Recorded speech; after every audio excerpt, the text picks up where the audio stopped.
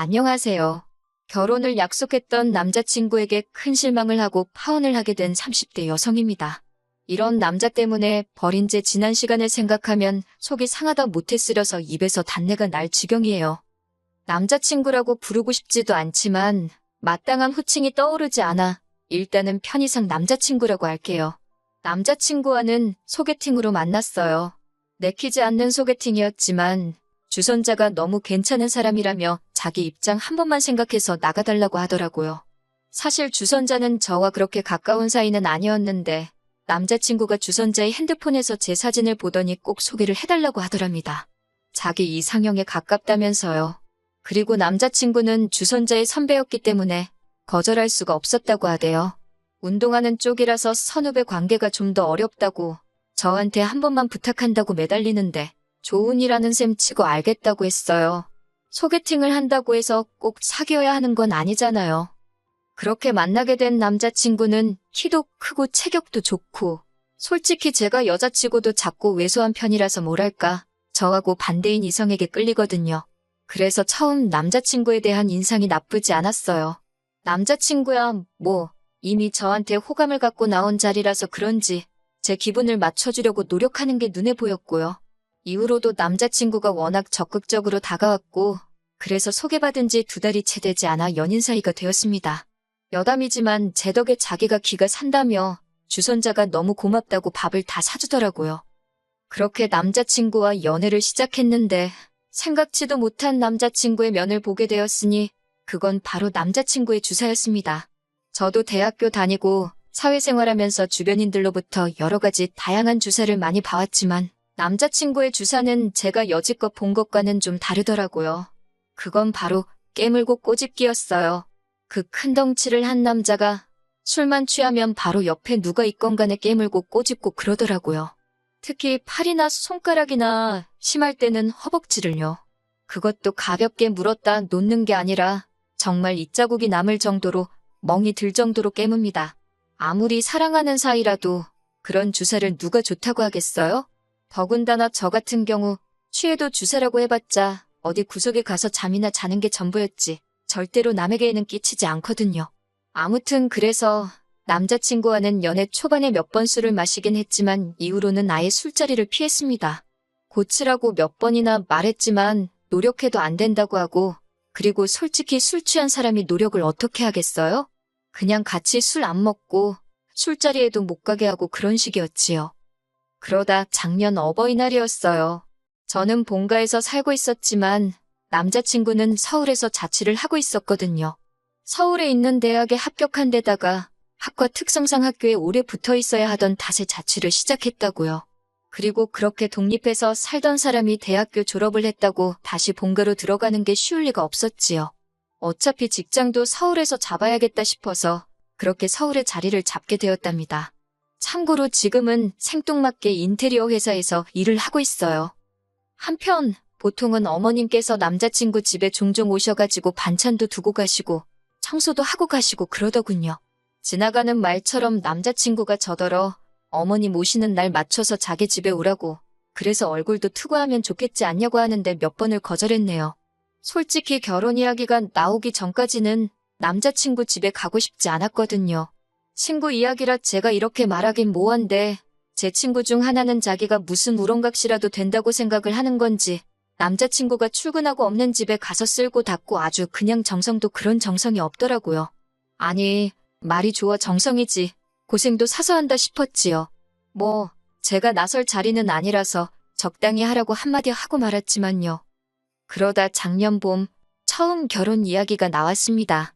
그리고는 얼마 지나지 않아 어버이날이 다가오니 남자친구가 이번엔 같이 인사드리러 가자고 하더라고요. 프로포즈까지 승낙한 마당에 안 간다고 하는 것도 좀 말이 안 되는 것 같아서 그래서 내려갔어요. 서울에서 차로 2시간쯤 거리더라고요. 제가 원래 참을미가 심하기도 하고 긴장도 돼서 그런지 가는 내내 속이 좋질 않았습니다. 그렇게 도착한 남자친구의 집은 평범한 가정집이었어요. 남자친구가 이제 보니 아버님을 꼭 빼다 닮았구나 싶을 만큼 아버님도 체격이 좋으시더라고요. 어머님은 아들이라면 껌뻑 넘어가는 분이셨고요. 남자친구 집 근처 맛집에서 회를 사서 갔는데 아버님이 이 좋은 날 술이 빠질 수 있겠냐며 어디선가 소주 몇 병을 가지고 나오셨습니다. 저는 속이 좋질 않아서 술은 마시고 싶지 않았는데 어른이 주시는 잔이라 거절하기가 어려웠네요. 반면에 남자친구는 자기 부모님이라 그런지 거침없이 들이키더라고요. 그러더니 그 주사가 어디 가나요? 옆에 앉아있는 저를 깨물고 꼬집고 난리가 났습니다. 그런데 어머님도 아버님도 말리기는커녕 괴로워하는 제 반응을 재밌어 하시더라고요. 어이가 없어서 저도 술도 꽤나 취했겠다. 에라 모르겠다. 너도 당해보라는 생각으로 남자친구가 저에게 한 것처럼 남자친구 팔을 꽉 깨물었습니다.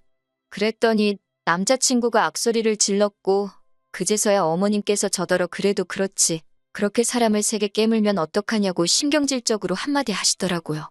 제 팔이 무슨 개뼈다귀 마냥 남자친구한테 물리고 있을 때는 귀엽다 웃기다 하시던 분이 너무 짜증이 나서 이번엔 식탁 밑으로 남자친구 발을 꾹 밟았어요. 그러자 남자친구도 취기가 올라서 그런지 그걸 참지를 않고는 저한테 야하고 소리를 지르더라고요. 그래서 왜 하고 저도 받아쳤습니다. 그리고는 어머님 아버님께 저는 속이 너무 안 좋아서 좀 쉬어야겠다 하곤 남자친구가 본가에서 지낼 때 쓴다는 방에 들어가서 자버렸어요. 솔직히 지금 생각해보면 저도 제가 무슨 정신으로 그랬는지 잘 모르겠습니다. 그렇게 몇 시간이나 잤을까요? 남자친구가 이제 집에 가자며 저를 깨우더라고요. 근데 남자친구가 아직 술이 다 깬 것 같지가 않았어요. 저도 마찬가지였고요. 그래서 대리 불러서 가자고 했더니 남자친구가 자기 술 다 깼는데 저더러 과민 반응이랍니다. 다행히 이때는 어머님께서 그러지 말고 제 말대로 대리 불러서 가라고 해주셨어요. 그래서 대리 불러서 왔는데 농담이 아니고 대리비만 거의 20만 원 가까이 나왔습니다. 돈이 아깝기는 했지만 누굴 탓하겠어요. 그래도 어머님 아버님 댁에서 자고 오자고 안 하는 게 어디냐 그렇게 생각했습니다. 바보같이 눈에 씌인 콩깍지 때문에 그 와중에도 좋은 점만 보려고 했던 것 같아요. 이후로 저희는 천천히 결혼 준비를 해나가기 시작했습니다. 금전적인 부분부터 시작해서 제 생각과 다른 부분도 있었고 서로 직장 문제도 있어서 뭐 하나 속 시원하게 진행되지가 않더라고요. 그리고 이것 때문에 남자친구와 조금씩 다투기도 했어요. 아무리 서로 다른 두 사람이 만나서 하는 결혼이라지만 연애 때는 안 그랬는데 왜 막상 결혼 준비를 시작하니까 이렇게 다투게 되는 건지 이해할 수가 없었지요. 헤어져야 하나 그런 생각을 안 한 것도 아니었네요. 하지만 늘 결정적인 순간에 남자친구가 먼저 미안하다 손을 내밀었고 저도 30이 넘은 나이에 이 사람과 헤어지면 다른 누군가랑 다시 언제 또 시작하나? 그리고 이 모든 과정을 또 반복해야 될 거라 생각하니 답답하기도 했고요. 그래서 남자친구가 손 내밀면 못 이긴 척 잡고 그렇게 버텼던 것 같아요. 다른 사람들도 별반 다르지 않을 거라고 스스로를 이해시키면서 말이에요. 한편 그러다 지난 늦은 가을에 저희 어머니가 큰 사고를 당하셨어요. 원래도 무릎이 안 좋으신데 계단에서 넘어지시면서 그대로 고꾸라지셔가지고 무릎이 완전히 나가서 수술하고 철심을 박으셨지요. 그뿐만이 아니라 어깨도 심하게 골절이 되었고요. 병원에도 꽤 오래 입원해 계셨습니다. 그런데 남자친구가 한 번도 얼굴을 안 비추더라고요. 저는 내심 자진해서 남자친구가 먼저 언제 뵈러 가도 될 거냐, 건강은 좀 어떠시냐 하고 물어봐 주길 바랬는데 하다못해 틀에 박힌 안부 인사는 고사하고 저희 어머니가 입원을 하신 바람에 결혼 준비가 좀 늦어지는 것 같다고 서운해하더라고요. 그런 사람한테 병문안 이야기를 하기가 어찌나 구차하게 느껴지던지. 그리고 돌이켜 생각해보면 이로 인해 남자친구를 향한 제 마음이 조금씩 달라지고 있었던 것 같아요. 다만 여러 가지로 신경 쓸 일이 많다 보니 남자친구에 대한 마음을 가지고 고민할 여력조차 없었다고 할까요? 그런데 안 좋은 일은 왜 한 번에 연달아 터지는 건지 모르겠습니다. 저희 어머니가 퇴원을 하시고 얼마 되지 않았던 때였습니다. 생각지도 못한 충격적인 이야기를 듣게 되었어요.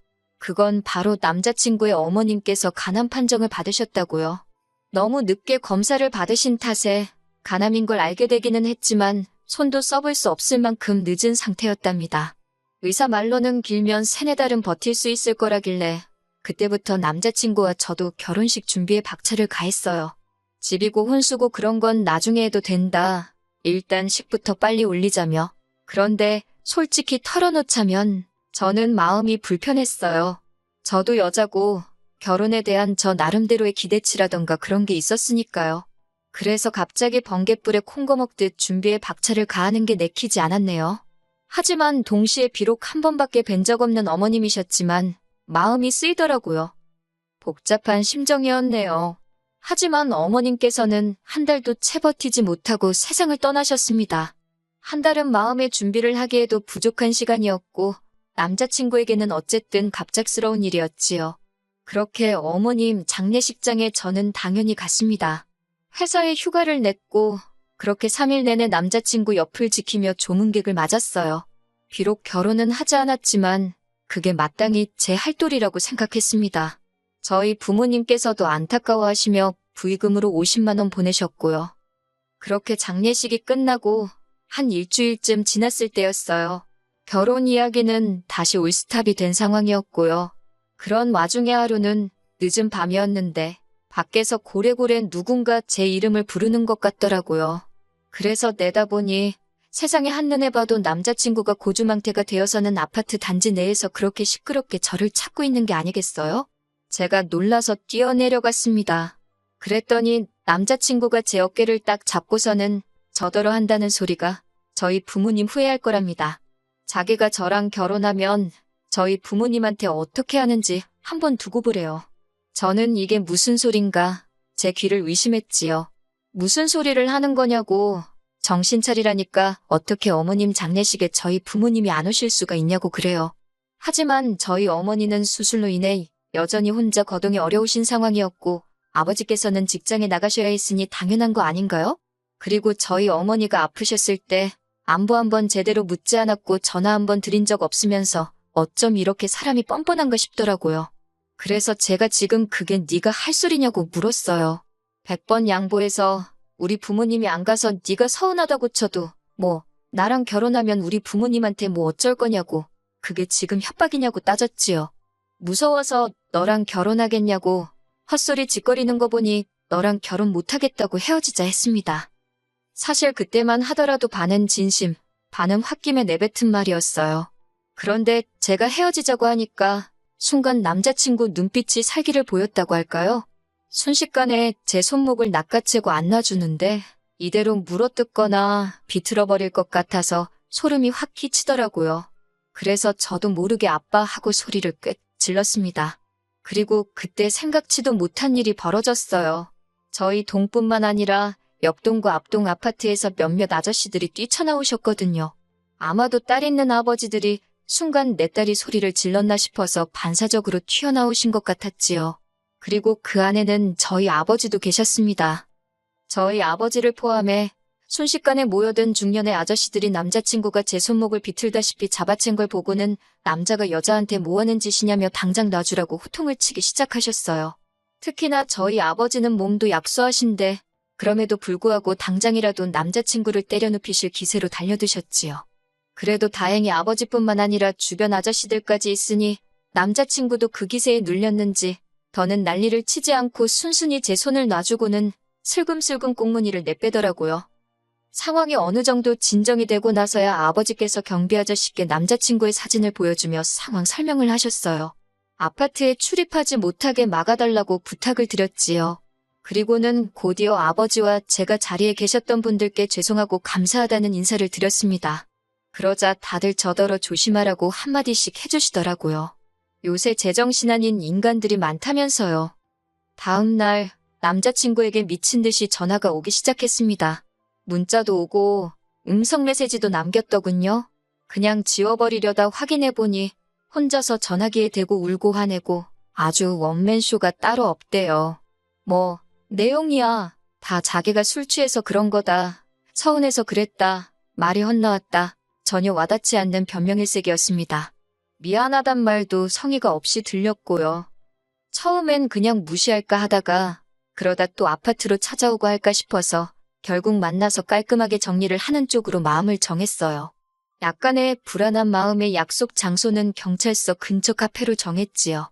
그리고는 절 보고는 아무 일도 없던 척하며 실실 웃는 그 기분 나쁜 얼굴에 담담하게 헤어지자 했네요. 남자친구는 이내 울그락불그락 얼굴색을 바꾸고는 어머님이 자길 떠난 지 얼마나 됐다고 저까지 자길 떠나냐면서 자기가 불쌍하지도 않냐입니다. 그러면서 이렇게 자기한테 상처 주면 돌아가신 어머님이 절 가만둘 것 같냐고 그래요.